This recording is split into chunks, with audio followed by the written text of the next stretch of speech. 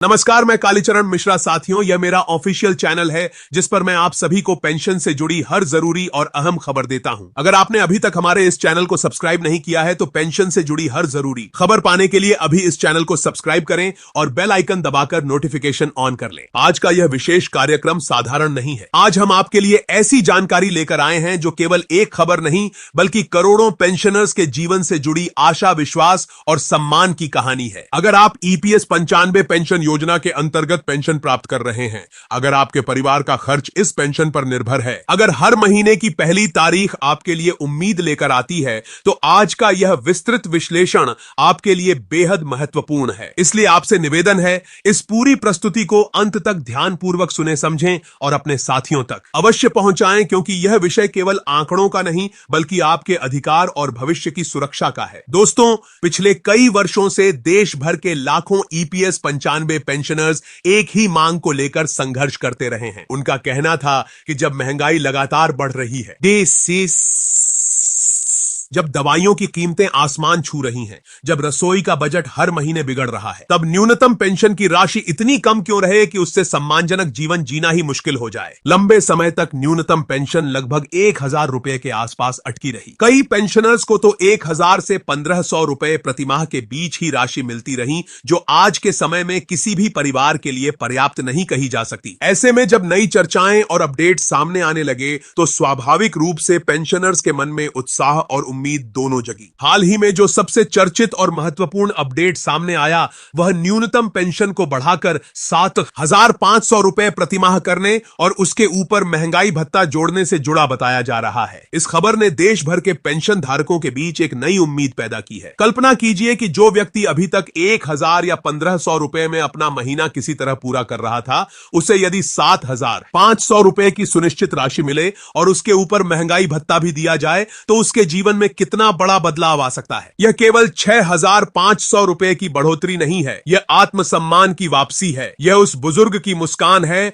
जो अब दवा खरीदते समय दाम नहीं देखेगा। यह उस माता पिता का आत्मविश्वास है जो अपने छोटे छोटे घरेलू खर्चों के लिए किसी पर निर्भर नहीं रहेगा। महंगाई भत्ते को जोड़ने का विचार भी अत्यंत महत्वपूर्ण है। आज के समय में महंगाई स्थिर नहीं है। कभी सब्जियों के दाम बढ़ते हैं, कभी गैस सिलेंडर महंगा होता है, कभी बिजली के बिल में वृद्धि होती है। ऐसे में यदि पेंशन एक निश्चित राशि पर स्थिर रहे तो कुछ वर्षों बाद उसकी वास्तविक कीमत कम हो जाती है। लेकिन यदि पेंशन के साथ महंगाई भत्ता जुड़ जाए और उसे समय समय पर संशोधित किया जाए तो पेंशनर्स को बढ़ती कीमतों से आंशिक सुरक्षा मिल सकती है। यही कारण है कि डियरनेस अलाउंस यानी महंगाई भत्ता को पेंशन से जोड़ने की मांग लंबे समय से उठती रही है। अगर यह व्यवस्था लागू होती है तो पेंशन की वास्तविक क्रय शक्ति बरकरार रखने में मदद मिलेगी। अब जरा उस स्थिति को याद कीजिए जब केवल 1000 रुपए प्रति माह में गुजारा करना पड़ता था। आज के दौर में 1000 रुपए में महीने भर का राशन संभव नहीं है। दवाइयों का खर्च अलग है, डॉक्टर की फीस अलग है, बिजली पानी का बिल अलग है। कई बुजुर्ग ऐसे हैं जिन्हें नियमित दवाइयां लेनी पड़ती हैं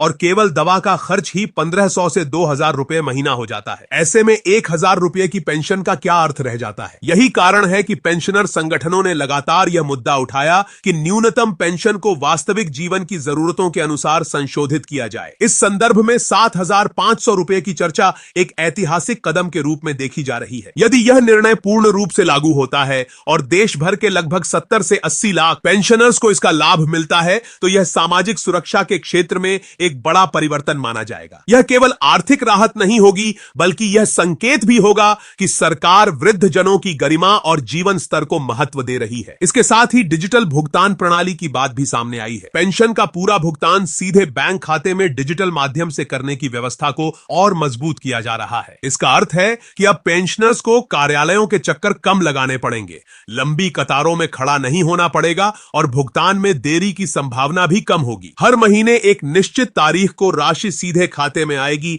और एसएमएस या अन्य माध्यम से सूचना भी मिल जाएगी। डिजिटल व्यवस्था पारदर्शिता बढ़ाती है और बिचौलियों की भूमिका लगभग समाप्त कर देती है। हालांकि इन सब के बीच एक और बड़ी चर्चा चल रही है जो न्यूनतम पेंशन को 10 गुना तक बढ़ाने के प्रस्ताव से जुड़ी है। यह कहा जा रहा है कि जो पेंशनर्स अभी 1,000 रुपए प्राप्त कर रहे हैं, उनकी पेंशन को बढ़ाकर 10,000 रुपए तक करने पर विचार किया जा सकता है। यह प्रस्ताव अभी विचाराधीन बताया जा रहा है और इस पर अंतिम निर्णय भविष्य में हो सकता है। यदि वास्तव में ऐसा होता है तो यह पेंशन व्यवस्था के इतिहास में सबसे बड़ी छलांग मानी जाएगी। 1,000 रुपए से सीधे 10,000 रुपए तक की वृद्धि किसी भी पेंशनर के जीवन की दिशा बदल सकती है। लेकिन यहां यह समझना भी जरूरी है कि इतना बड़ा वित्तीय निर्णय सरल नहीं होता। लाखों पेंशनर्स को इतनी बड़ी वृद्धि देने का अर्थ है कि सरकारी खजाने पर भारी अतिरिक्त बोझ पड़ेगा। ऐसे में सरकार को वित्तीय संतुलन, बजट प्रबंधन और दीर्घकालिक स्थिरता को ध्यान में रखते हुए निर्णय लेना होगा। संभव है कि यदि वृद्धि होती है तो उसे चरणबद्ध तरीके से लागू किया जाए। पहले न्यूनतम पेंशन को एक निश्चित स्तर तक बढ़ाया जाए और फिर धीरे धीरे लक्ष्य राशि तक पहुंचा जाए। इससे एक ओर पेंशनर्स को राहत मिलती रहेगी और दूसरी ओर वित्तीय दबाव भी नियंत्रित रहेगा। यह भी स्पष्ट करना आवश्यक है कि किसी भी आधिकारिक घोषणा की पुष्टि संबंधित विभाग या अधिसूचना से ही होती है। इसलिए पेंशनर्स को चाहिए कि वे केवल प्रमाणित स्रोतों से ही जानकारी लें और किसी भी अपुष्ट या भ्रामक संदेश पर तुरंत विश्वास न करें। सोशल मीडिया पर कई बार अधूरी या गलत खबरें तेजी से फैल जाती हैं, जिससे भ्रम की स्थिति पैदा होती है। यदि भविष्य में न्यूनतम पेंशन में वृद्धि होती है या महंगाई भत्ता जोड़ा जाता है तो अधिकांश मामलों में वर्तमान पेंशनर्स को अलग से आवेदन करने की आवश्यकता नहीं होगी। लेकिन यह सुनिश्चित करना जरूरी होगा कि उनका आधार, पैन और बैंक खाता ईपीएफओ के रिकॉर्ड से सही तरीके से लिंक हो। केवाईसी अपडेट होना चाहिए ताकि भुगतान में कोई तकनीकी बाधा ना आए। दोस्तों, यह पूरा विषय केवल आर्थिक गणना का नहीं है। यह उन लोगों के सम्मान का विषय है जिन्होंने अपने जीवन के महत्वपूर्ण वर्ष देश की अर्थव्यवस्था को मजबूत करने में लगाए, जिन्होंने कारखानों में काम किया, निर्माण स्थलों पर पसीना बहाया